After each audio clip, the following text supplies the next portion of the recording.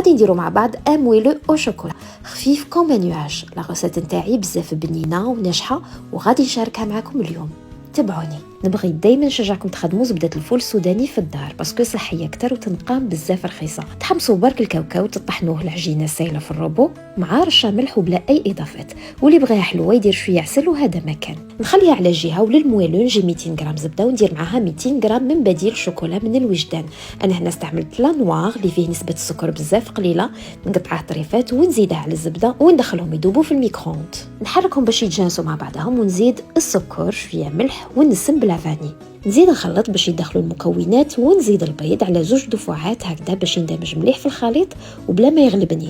وكيما رماركيتو راهم عندنا 5 حبات بيض، على هذيك نوصيكم سورتو على لافاني باش تكون من النوعيه المليحه هكذا باش تقضي على ريحه البيض. كي ندمجهم نزيد النواشف اللي هما فارينه كاكاو وبيكربونات دو صود، نغربلهم وندخلهم مليح في الخليط.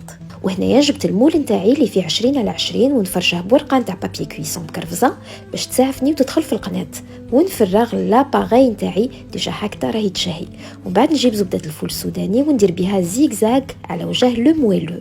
ملاحظه، زبده الفول السوداني في هاد لا غوسيت اختياريه، سيتادير اللي ما عندهاش ولا اللي كاريمون ما يبغيهاش يقدر عادي يستغنى عليها. وهنا لو مويلو تاعي خرج يترعد يا مولاي، لازم يخرج هكذا من بعد ما خليته 25 دقيقه على 200 درجه.